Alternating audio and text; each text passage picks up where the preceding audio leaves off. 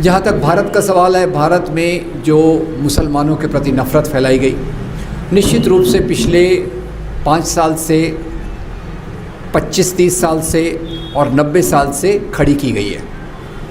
और 90 साल जब मैं कहता हूँ 90 साल या एक करीब इसको 100 साल भी होने आए होंगे। भारत में पहले अगर आप देखें तो हिंदू मुसलमान प्रेम मोहब्बत से मिल के रहते थे, इसका मेरा विश्वास कीजिएगा, ठीक है। अब मैं धर्म की परिभाषा पे नहीं जाता, मेरे लिए धर्म की एक ही परिभाषा है और वह है पूरी इंसानियत से प्यार। जैसे हमारे साने गुरु जी कहते हैं, खरा तो एक ची धर्म जगाला प्रेम हर पावे, मैं उसको मानता हूँ। और भारत में भी अगर आप देखेंगे तो भारत की सभ्यता, संस्कृति, साहित्य, कला और सब चीज़ों में हिंदू मुसलमानों का बहुत मेल जोल रहा है। अब जैसे आपको मैं बताऊँ, हिंदू धर्म में भगवान कृष्ण पर बहुत अच्छे अच्छे गीत लिखे गए हैं। ये तो पूरा इतिहास है कि भगवान कृष्ण पर कविताएं लिखने वालों में रहीम थे, रसखान थे, पुरानी बात। आज अभी पता नहीं नौजवान पीढ़ी के लोगों ने एक फ़िल्म देखी होगी, लगान में गांव के लोग जाते हैं एक मंदिर में भगवान कृष्ण के, और वहाँ एक आरती गाते हैं, ओ पालनहारे निर्गुण और न्यारे, भगवान कृष्ण की तारीफ़ में। इस आरती के लिखने वाले का नाम है जावेद अख्तर, इसको म्यूज़िक देने वाले का नाम है अल्लाह रखा रहमान, AR रहमान, याद रखिएगा। और एक मज़े की बात बताऊं, हमारी ख़ास तौर से जो मेरी जनरेशन के करीब थोड़े से लोग हैं उनके लिए बता दूं, अभी BBC ने एक सर्वे किया था कि जो NRI इंडियंस हैं उसमें सबसे लोकप्रिय भजन कौन से हैं। तो उन लोकप्रिय 10 भजनों में से जो एक भजन था वो था मन तड़पत हरि दर्शन को आज। फिल्म बैजू बावरा, लिखने वाले का नाम शकील बदायूनी, गाने वाले का नाम मोहम्मद रफ़ी और संगीत देने वाले का नाम नौशाद अली। इससे बड़ा इंटीग्रेशन मुझे नहीं दिखा। फिर खाने पीने की चीज़ें देखिए, आजकल शायद आपको मेरी सेहत पहले से अच्छी दिख रही होगी, मैं आपको सीक्रेट बता दूं।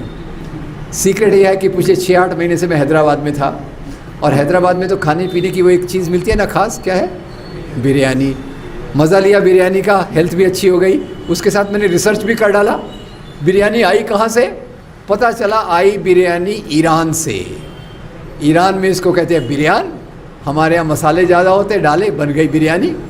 और बिरयानी से याद आया, अभी भारतीय सभ्यता में जो मुस्लिम प्रभाव है उसको कम करने के लिए यहाँ जो मुसलमान नाम हैं उसको हटाने की कोशिश की जा रही है।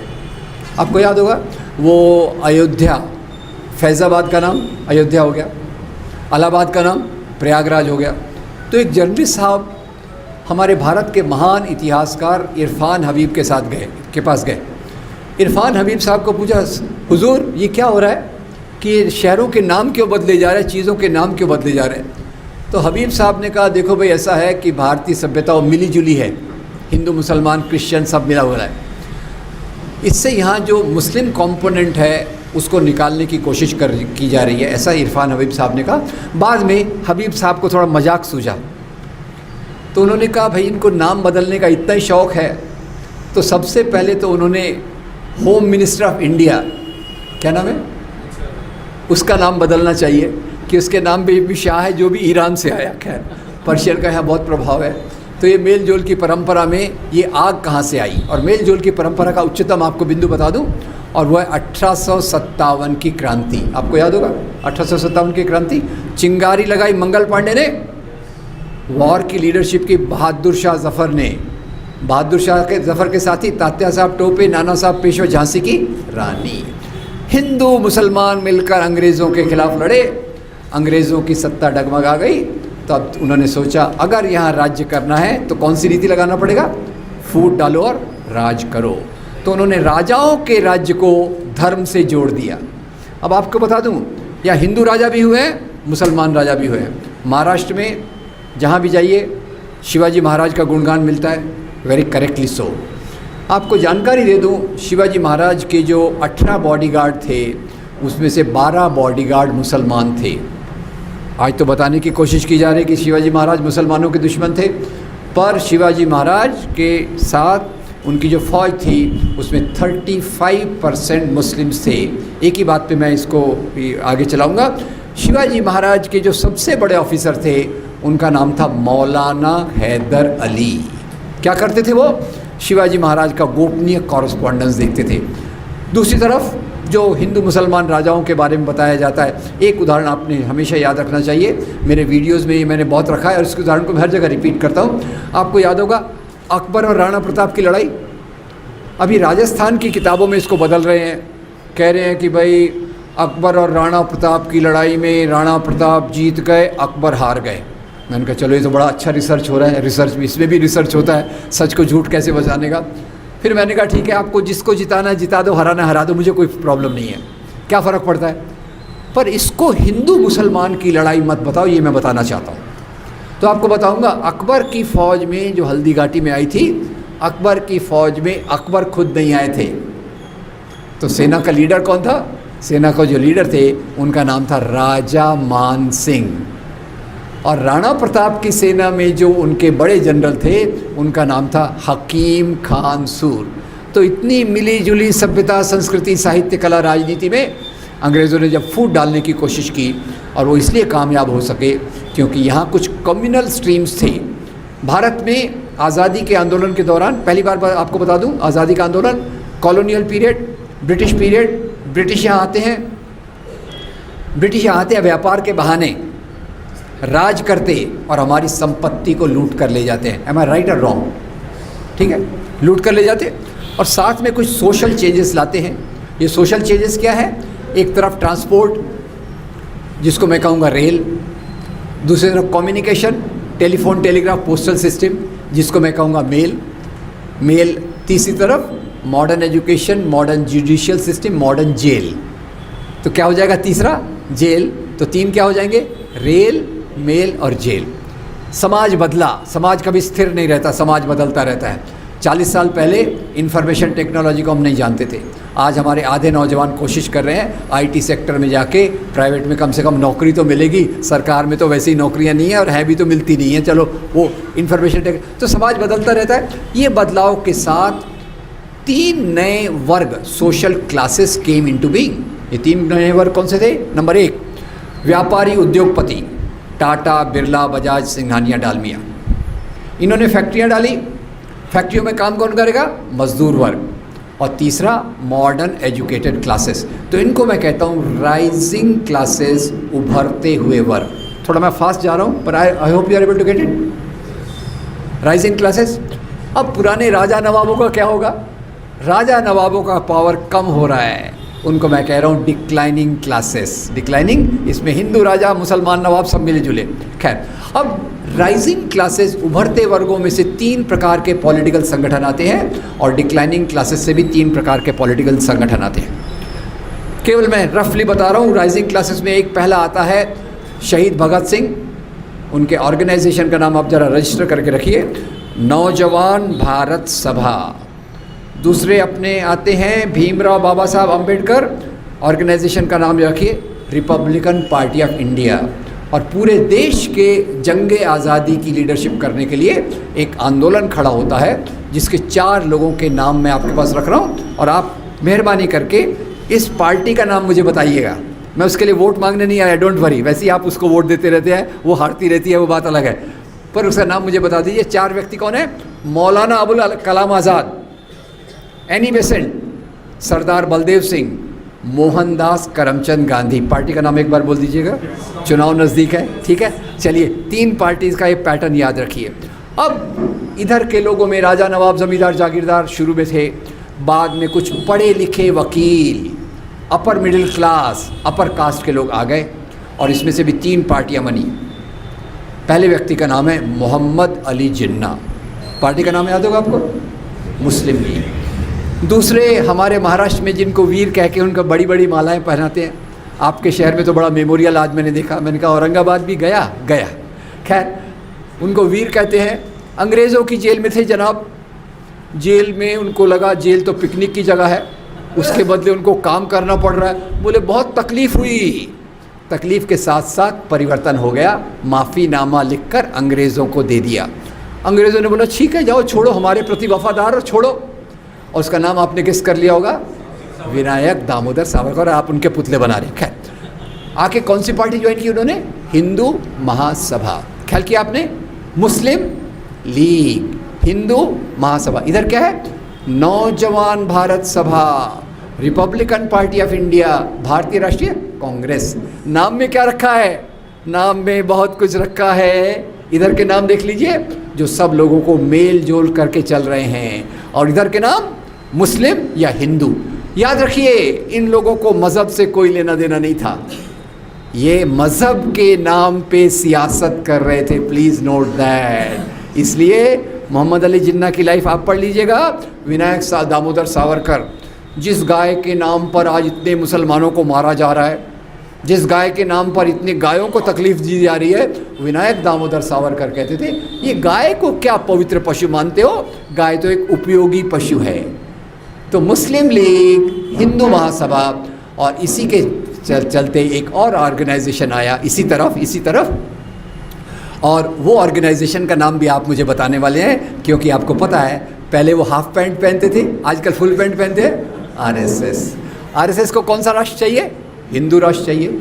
मुस्लिम लीग, हिंदू महासभा, हिंदू राष्ट्र के लिए आरएसएस। अब हुआ यूँ कि इधर एक प्रकार का समाज को देखने का तरीका आया जो लोगों को मेल जुल कर देखता था। मोहनदास करमचंद गांधी लिखते हैं, इतिहास में हिंदू राजा थे, मुसलमान राजा थे, दोनों ने मिलकर राज किया।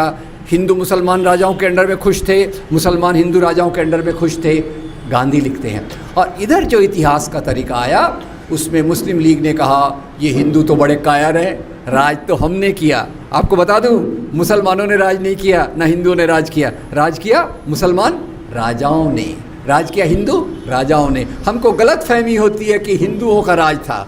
अरे गरीब हिंदू दलित राज करता था या मेहनत करता था? गरीब किसान मेहनत करता था या राज करता था? ये गलत फहमी मत रहिए कि पहले इंडिया पे हमारा राज था, हम तो ग्रेट थे। ये उधर से गलत फहमी, ये उधर से गलत फहमी। राज आम लोगों का नहीं था अभी तक, डेमोक्रेसी तो अभी आई। खैर, इन्होंने एक दूसरे के खिलाफ नफरत फैलाई, और मुख्य रूप से मैं आरएसएस पे फोकस करूंगा क्योंकि हिंदू महासभा तो इतनी दिखती नहीं।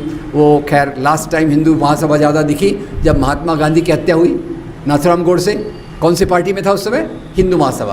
पहले किस में था? आरएसएस। खैर उसको छोड़ दीजिए। अब आजकल तो आरएसएस का ही बोलबाला है।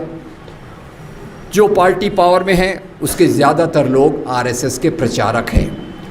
आरएसएस 1925 में बनी, कुछ लोगों से बनी, और आज लाखों की तादाद में फैल गई। आज बड़ा डर इसलिए नहीं है कि बीजेपी पावर में आई, बड़ा डर इसलिए है कि बीजेपी जो है वो आरएसएस का पॉलिटिकल विंग है। आरएसएस के ऐसे सैकड़ों विंग है जिसमें से बीजेपी एक है। खैर, आरएसएस क्या करती है? कहती है हम तो भाई राजनीति से हमको कोई लेना देना नहीं है, हम सांस्कृतिक संगठन हैं। पर इसने 1925 से लेके लोगों के मन में एक ब्रेन वॉशिंग की प्रोसेस चालू की। इधर से मुस्लिम लीग कहती थी हम 1300 साल से मुस्लिम राष्ट्र है। आरएसएस ने कहा हम अनादिकाल से हिंदू राष्ट्र हैं, मुसलमान यहाँ दुय्यम दर्जे के नागरिक रहेंगे, और वही बात आज वो सच करने पे आ रहे हैं। तो उन्होंने जो बातें फैलाई, बातें कुछ इतिहास की थी, मुसलमान राजाओं की। मुसलमान राजा वेरी बैड, मुसलमान राजा वेरी बैड, घोड़े पर बैठ के आए। अब ऑब्वियसली मुसलमान राजाओं को पुष्पक विमान तो मिलने वाला नहीं था, वो तो हमारे गॉड्स के लिए रिजर्व्ड है। घोड़े पर बैठ के आए, उनके एक हाथ में तलवार थी, एक हाथ में कुरान थी, और उन्होंने ज़बरदस्ती यहाँ इस्लाम को लोगों पर लादा। मुझे बड़ी हैरानी होती कि लोग क्वेश्चन क्यों नहीं करते। अरे राजा घोड़े पे आ रहा है, उसके एक हाथ में तलवार है, एक हाथ में कुरान है, तो घोड़े की लगाम कौन संभालेगा? किसी का जवाब नहीं मिलता मेरे को। पर लोग बोलते हाँ मुसलमान राजाओं ने मज़हब फैलाया। याद रखिए दोस्तों, राजा लोग मज़हब नहीं फैलाते, राजा लोग पावर फैलाते हैं for the sake of wealth. खैर, अब भारत में इस्लाम कैसे आया उसकी बहुत प्यारी कहानी है। अगर मुसलमान राजाओं के आधार पे इस्लाम आता तो भारत के कौन से शहर में सबसे पहली मस्जिद बनी जानी चाहिए? आप बताइए, कौन से शहर में मुसलमान राजाओं की राजधानी थी? दिल्ली। पर पहली मस्जिद जो बनी करीब 400-500 साल पहले केरल के मलाबार तट पर बनी, चेरामन जुमा मॉस्क। अरब देशों से व्यापारी आते थे, वो वहाँ से वहाँ का सामान ले आते थे, यहाँ का सामान उधर ले जाते थे। उनका जो लोकल मिक्सचर हुआ, लोकल संबंध जो आए, वहाँ से भारत के इस्लाम ने फैलना शुरू किया। खैर, इस्लाम के फैलने के बहुत सारे तरीके हैं, मेल जोल, और सबसे बड़ा कारण जो स्वामी विवेकानंद हमें बताते हैं कि वर्ण व्यवस्था के अत्याचार से बचने के लिए, प्लीज़ नोट, वर्ण व्यवस्था, जाति व्यवस्था के अत्याचार से बचने के लिए कई लोगों ने इस्लाम धर्म को कबूल किया। एक अभी जिंदा उदाहरण दे दूँ, जिंदा उदाहरण आपको पता होगा, हिंदी फिल्मों में एक महान संगीतकार हैं जिनको बहुत सारे ऑस्कर अवार्ड मिले, AR Rahman, very good, 9 Oscar award जीतने वाले।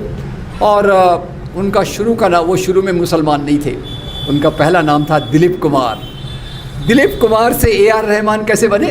क्या ओसामा बिन लादेन ने आके उनको बॉम्ब दिखाया कि तू मुसलमान बन जा नहीं तो तेरे को ख़त्म करे? गलत हुआ ऐसा दोस्तों। AR रहमान बहुत टेंशन में चले गए कि उनके वालिद साहब को कैंसर निकला। शांति की तलाश में निकले, एक संत के कॉन्टैक्ट में आए, मुस्लिम संत के कॉन्टैक्ट में आए, इस्लाम धर्म को कबूल किया, और यही भारत में इस्लाम के फैलने का तरीका। दूसरी बात, मुसलमान राजा वेरी बैड, हिंदू मंदिरों को तोड़कर हिंदू धर्म का अपमान किया। याद रखिए दोस्तों, हिंदू राजाओं ने भी मंदिर तोड़े हैं, मुसलमान राजाओं ने भी मंदिर तोड़े हैं। हिंदू राजाओं ने मंदिर तोड़ने के पीछे कारण था संपत्ति को प्राप्त करना। मेरी किताबों में डिटेल में है, वक्त भी नहीं उतना बता भी नहीं सकता। संपत्ति को प्राप्त करना, और कई बार मुसलमान राजाओं ने, खास तौर से औरंगज़ेब की एक आपको घटना बता दूं, औरंगज़ेब में काशी में, बनारस में भगवान विश्वनाथ के मंदिर को तोड़वाया था। कारण नहीं बताऊंगा, आप पढ़ लीजिएगा। उसी के साथ उसने बहुत सारे मंदिरों को दान दिया। अगर वो हिंदुओं के खिलाफ होता तो हिंदू मंदिरों को दान देता? गलत। विशंबरनाथ पांडे की किताब है, ये किताब है फरमान्स ऑफ किंग औरंगज़ेब, उसमें बताते हैं मध्य प्रदेश में महाकाल का मंदिर, आसाम में कामाख्या देवी का मंदिर, उत्तर प्रदेश में भगवान कृष्ण के मंदिर को, बहुत सारे मंदिरों में से ये 3 मंदिर बता रहा हूँ जिसको औरंगज़ेब ने दान दिए। तो खैर, राजा लोग अपने अपने हिसाब से करते थे। अब ये मुसलमानों के खिलाफ नफ़रत फैलाने के लिए RSS का भी, इस पे आ जाऊँ, आज जो हो रहा है, आज जो तबरेज़ अंसारी के जो मर्डर हो रहा है, जो पिछले 5 सालों में 90 से ज़्यादा मुसलमानों को लिंचिंग किया गया है गाय के नाम पर, जय श्री राम के नारे पर। आपको याद होगा, अभी पार्लियामेंट में लोग शपथ ले रहे थे, वैसे ही लोग डरे हुए हैं भाजपा के लोगों को छोड़कर। तो भाजपा ने बोला क्यों ना हम थोड़ा सा करेले पे और नमक मिर्ची लगाएं। तो जब माइनॉरिटी के MP जाके शपथ ले रहे थे तो ये जय श्री राम का नारा लगा रहे थे। आपको बता दूं, हमारे बचपन से हम सुनते आए एक दूसरे को, जैसे आप वालेकुम सलाम कहते हैं, बचपन में कहते थे जय राम, जय सिया राम, राम राम, ये एक प्यार का संबोधन था। उसी संबोधन को ऐसा बदला गया कि लोग डर रहे। अंसारी की मौत इसलिए की गई कि कहा गया जय श्री राम चिल्लाओ। अब ये क्या उनको भगवान राम से इतना प्यार, अचानक मोहब्बत हो गई है? गलत। भगवान राम को भी देखने के बहुत सारे तरीके हैं। गांधी ने उसको ईश्वर अल्लाह तेरो नाम के रूप में देखा, उन्होंने भी इस बात को देखा। संत कबीर ने अलग प्रकार से देखा, पर आज उसका इस्तेमाल जो हो रहा है, और ख़ास तौर से 1925 के बाद RSS जब आई तो उसमें 2 प्रकार के दुनिया के मुद्दे होते हैं। आपको बता दूं, 2 प्रकार के मुद्दे होते हैं। एक होते हैं जो रोटी कपड़ा मकान, बिजली सड़क पानी, शिक्षा स्वास्थ्य नौकरी से जुड़े होते हैं, और दूसरे मुद्दे होते हैं हमारे इमोशंस को लेकर, भावनाओं को लेकर। तो RSS जैसे लोग यहाँ और मुस्लिम ऑर्गेनाइजेशन पाकिस्तान में ऐसे मुद्दों को इम्पोर्टेंस, महत्व देते हैं जो हमारी भावनाओं से जुड़े होते हैं। आपको पता होगा वो हमारे एक रथ यात्री थे ना, जिन्होंने राम मंदिर बनाने की बात की थी, याद है उनका नाम? रथ यात्री जो अपने थे, आडवाणी। मैं भूल जाऊँ क्योंकि उनकी पार्टी ने उनको बुला दिया। मैंने कहा आपको पता होगा, आपसे पूछ लूँ। खैर, बोले मंदिर वहीं बनाएंगे। मंदिरों की कमी है क्या भैया देश में? मंदिरों की कमी नहीं है। तो इसके लिए एक प्यारी कहानी सुनिए, 2 प्रकार का एजेंडा कैसा होता है। आज़ादी के बाद सोमनाथ मंदिर सरकार ने उसका रिनोवेशन करना चाहिए, ये मांग कई लोगों से आई सोमनाथ मंदिर के बारे में। गांधी जिंदा थे, गांधी ने जवाब दिया कि मंदिर बनाने के लिए हिंदू समाज सक्षम है, Hindu community society is capable of making their own temple, why should state make it. और पंडित जवाहरलाल नेहरू ने अपने एक्टिविटी से उसका बहुत ही प्यारा जवाब दिया। नेहरू जी ने कहा ये मंदिर वगैरह बनाना सरकार का काम नहीं है। फिर बाद में पलट के बोले ये मंदिर तो मैं नहीं बनाऊंगा, पर हाँ दूसरे मंदिर मैं बनाऊंगा। कौन से मंदिर में बनाऊंगा? मैं वो मंदिर बनाऊंगा जहाँ लोगों को एजुकेशन मिले, यूनिवर्सिटी। मैं वो मंदिर बनाऊंगा जहाँ लोगों को नौकरियाँ मिले, इंडस्ट्री। मैं वो मंदिर बनाऊंगा जिससे हमारी खेती पहले से बेहतर हो। तो मुद्दे को देखने के दो प्रकार हैं, दो प्रकार के मुद्दे। एक हमारी रोजी रोटी से जुड़ा हुआ और दूसरा भावनाओं को भड़काने के लिए, पोलराइज करने के लिए। याद रखिए दोस्तों, आज जो अंसारी की हत्या की गई, लिंचिंग इतनी की गई, उसके पीछे समाज में जो फैली हुई नफ़रत है उसका रोल है। नफ़रत कैसे फैलाई गई? मुस्लिम लीग तो पाकिस्तान चली गई, यहाँ कौन रह गया? मेनली आरएसएस, थोड़ा सा मुस्लिम लीग के टुकड़े। और ये जो नफ़रत फैलाई गई, मुसलमान राजाओं ने ये किया, मुसलमान राजाओं ने वो किया। मैं पूछना चाहता हूँ, अगर किसी मुसलमान राजा ने कोई गलत काम किया तो आज का मुसलमान उसके लिए जिम्मेदार है क्या? क्या बोलते हैं आप? नहीं है। पर उन्होंने जोड़ दिया, मुसलमान राजा ने, आज का मुसलमान। औरंगज़ेब ने अत्याचार किए, मुसलमान से बदला लो। पाकिस्तान ने कुछ गलत लिया, यहाँ के मुसलमान डर जाते। ये सब जो उन्होंने एसोसिएशन कर लिया है, ये भावनात्मक मुद्दों को खड़ा करके किया है। और उसमें जैसे एक मैंने राम टेम्पल का बताया, ये लोग कभी नौजवानों के रोजगार, किसानों की समस्या, उसके बारे में मुद्दे को नहीं उठाते। जैसे आप याद कर रखेंगे, अभी राम मंदिर का मुद्दा तो हमेशा उठता रहा है। अभी ये जो गाय का मुद्दा है, इसके बारे में आपको बता दूं, पूरे देश में गाय के नाम पे लिंचिंग करवाई जा रही है। और ख़ास तौर से पूरे देश में 3 राज्यों को छोड़कर, आपको पता है कौन से राज्यों में बीजेपी गाय की बात नहीं करती? केरल, गोवा और आसाम। वहाँ बोलते चलने दो भैया, यहाँ जब तक हम पावर में नहीं आते बाद में देख लेंगे। इनको गाय से कोई लेना देना नहीं, याद रखिए मेरा। गाय से इनको कोई लेना देना नहीं है। इनको इंटरेस्ट है मुसलमानों को टारगेट करने में।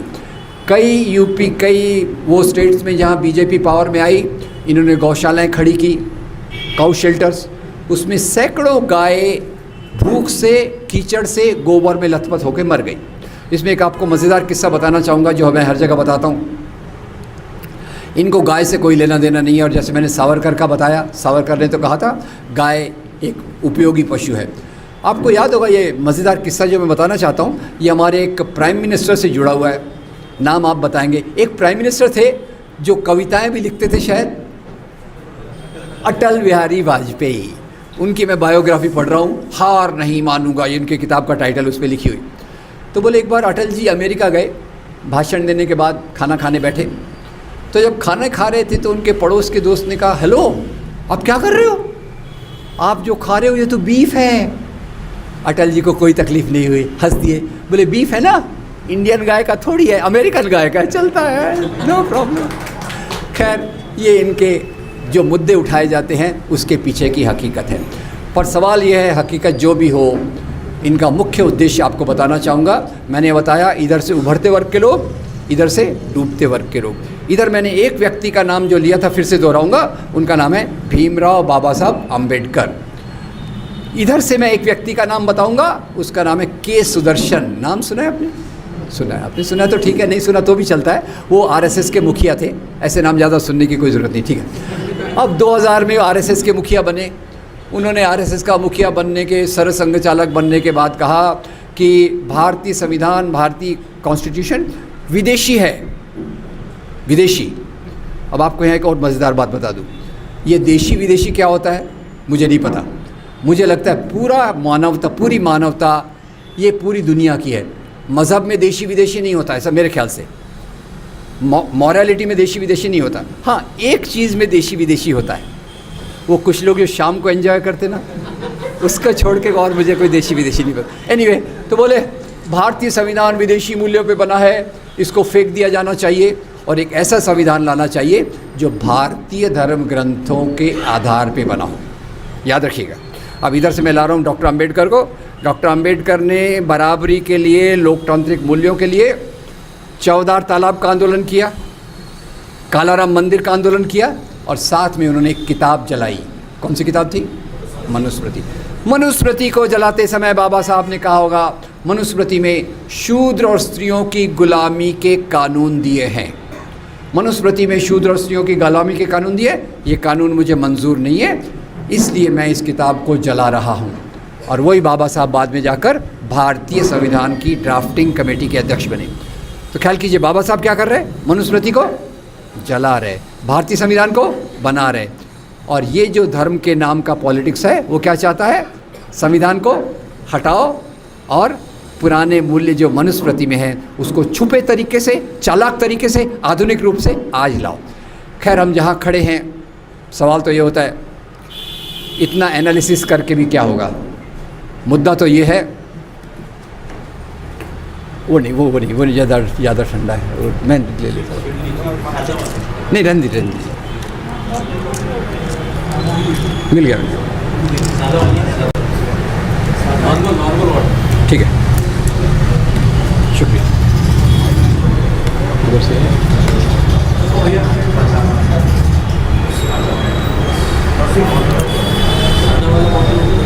हो गया। तो सवाल दोस्तों ये है कि दुनिया को हम कितना भी समझ लें, जब तक हम उसको बदलने की कोशिश नहीं करते तो हमारा समझना बेकार है। और आज हम जब दुनिया को समझ रहे तो ये देखिए कि दंगे होते हैं, यस नो, ये बताइए दंगे होते हैं या करवाए जाते हैं? और दंगे वही करवाता है जिसको दंगों से फ़ायदा होता है, राइट रॉन्ग? दंगे कौन करवाता है, उसको किसको फ़ायदा हुआ है वो आप देख लीजिए, मैं आपको नहीं बताऊंगा। अब दंगे इसलिए करवाए जा सकते हैं क्योंकि समाज में नफ़रत को फैलाया गया है। याद रखिए, ये मेरी दूसरी समझ है। दंगे तब तक नहीं हो सकते जब तक समाज में नफ़रत न फैलाई जाए। और नफ़रत कैसे फैलाई गई? मुसलमान ऐसे होते, मुसलमान ऐसे होते, मुसलमान राजा ऐसे थे, आतंकवाद ये है, वगैरह वगैरह वगैरह। तो सबसे फाउंडेशन में है मिसकंसेप्शंस, गलत समझ मुसलमानों के बारे में। मुसलमान राजाओं से जुड़ी हुई, इस्लाम से जुड़ी हुई, तेल के कुओं से जुड़ी हुई, ये गलत समझ है। और दूसरा, इसके कारण नफ़रत के कारण कुछ लोग दंगे करवा सकते हैं। तो सवाल उठता है कि हमें करना क्या चाहिए? नंबर 1, इस्लाम की अच्छाई बताने के साथ साथ ये भी बताना ज़रूरी है कि यहाँ मुसलमान राजा कैसे रहते थे, हिंदू राजा कैसे रहते थे, मंदिर क्यों तोड़े गए, मज़हब के कारण या संपत्ति के कारण, धर्मांतरण क्यों हुआ, वर्ण व्यवस्था के कारण या तलवार के कारण, ये सब चीज़ें जो सच्चाई है। फिर मुसलमानों में एक ख़ास तौर से पुरुष, जो हिंदू पुरुषों में एक ख़ास तौर से होती है, अरे भाई ये मुसलमानों में 4-4 बीवियाँ होती हैं।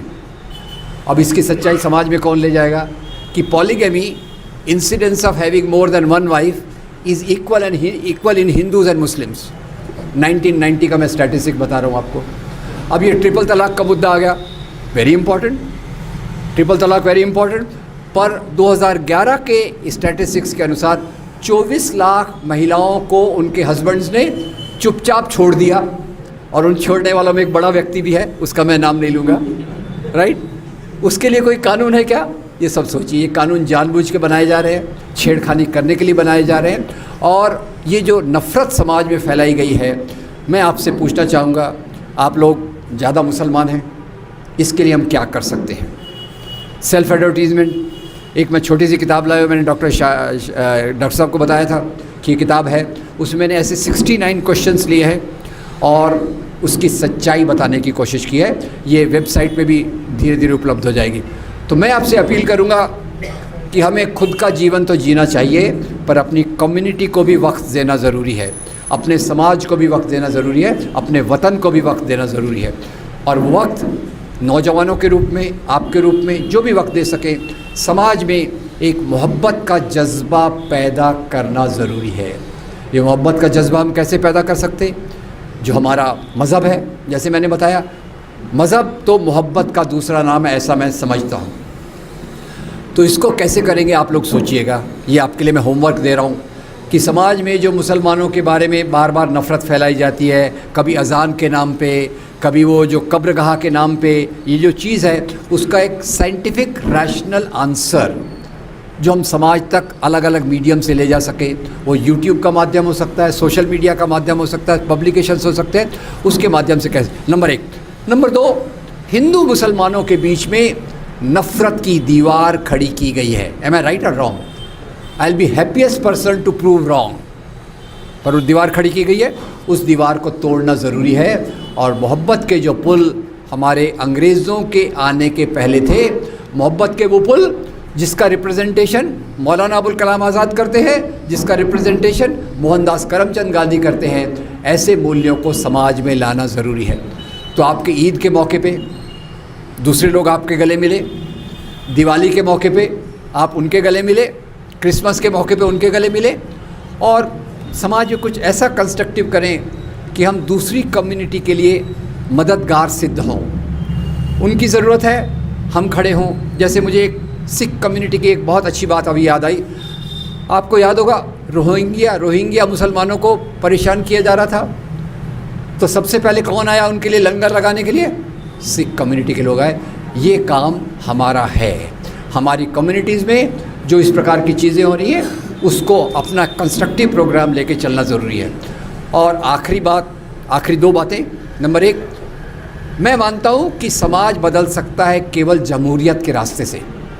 I believe society can change only through democracy. और डेमोक्रेसी में सोशल मूवमेंट, गरीबों के मूवमेंट, अधिकारों के मूवमेंट, दलितों के मूवमेंट, औरतों की सुरक्षा का मूवमेंट, माइनॉरिटीज़ की सुरक्षा का मूवमेंट, ये मूवमेंट, इसको एक मूवमेंट का फॉर्म देना चाहिए। हमारे वकीलों ने ह्यूमन राइट्स के बारे में स्टडी करना चाहिए, कम्युनिटी को प्रोटेक्शन के लिए ज़्यादा स्टडी करना चाहिए, और इन मूवमेंट्स को मजबूत करके समाज को आगे ले जाने की कोशिश करना चाहिए। और 5वां और अंतिम, अभी वॉल्टर एंडरसन और दामले की किताब आई है आरएसएस के ऊपर। वो बताते हैं पिछले 5 साल से जब ये सरकार पावर में थी, तो आरएसएस की शाखाएं पहले से डबल हो गई, आरएसएस के प्रचारक पहले से डबल हो गए। अब तो मुझे पता नहीं आगे क्या होगा, डबल के आगे और क्या होता है, और डबल हो जाएंगे। और जो परिस्थिति समाज में है उसको कैसे दूर किया जाना चाहिए, इसलिए खैर चुनावी मामले में मेरी ज़्यादा समझ नहीं है, पर इतना मालूम है कि जब तक हमारा अपोजिशन यूनाइट नहीं होगा, ये लोग जीतने में कामयाब रहेंगे। एक तो मीडिया बताता है कि भगवान के बाद सिर्फ मोदी का नंबर है, मीडिया, ऊपर से सोशल मीडिया और टीवी चैनल्स। तो ज़्यादातर हमारे डॉक्टर साहब बता रहे थे कि वो गांव में, यहाँ तो प्रगतिशील बातें करते हैं, गांव में जाते हैं तो एक ही चैनल लोग देखते हैं, उसका नाम है जी टीवी। जी टीवी का तो आपको पता नहीं, ज़्यादा उसकी तारीफ़ करने की ज़रूरत नहीं है, जिसने वो कन्हैया के कुमार के खिलाफ सीडी चलाई थी वगैरह वगैरह। तो मुझे लगता है कि हमारे नौजवान कुछ कंस्ट्रक्टिव तरीके से सकारात्मक पॉजिटिव बातों को समाज तक ले जाएं, और ये सब तरीके से करना ज़रूरी है। और सियासत के रूप में खैर आप लोग काफ़ी, मेरे ख्याल से तो बहुत समझदारी से वोट देते हैं, पर कुछ मामला अपने हाथ में है ही नहीं। कुछ लोग इतने ईगोइस्ट होते हैं कि मैं ही हूँ भैया जो समाज को बचा सकता हूँ। तो वो दलितों में भी होते हैं, और शायद मुसलमानों में से भी कई, एक कैंडिडेट के बदले 100 कैंडिडेट खड़े कर दिए जाते हैं। जो खड़े होते हैं उनका फ़ायदा होता है, हारने वालों का भी फ़ायदा होता है, और उससे सबसे फ़ायदा जिसका होता है वो आप पहचान लीजिए। तो इन चीज़ों को चुनावी मैदान पे कैसा रोका जा सके, ये मैं आपके लिए एक चुनौती रख देता हूँ। As a community national level पे आप इसको सोचिए कि हमको एक यूनाइटेड अपोजिशन बनाने में कदम लेना है। और ये जो खड़े हो जाते हैं एक बरसाती मेंढक की तरह सैकड़ों कैंडिडेट अपने इसके खिलाफ, उसके खिलाफ हम क्या कर सकते हैं ये भी सोचिएगा। और मैं उम्मीद करता हूँ कि हम अपनी कम्युनिटी में ख़ास तौर से 25, 50, 100 नौजवान नवयुवतियाँ, उनको ऐसा ट्रेन करें कि ये चीज़ों के बारे में वो माहिर हो जाएं। ये मामला क्या है, राजाशाही क्या है, इतिहास क्या है, भूगोल क्या है, टेररिज्म क्या है, कश्मीर का मुद्दा क्या है, वो एक अलग बात।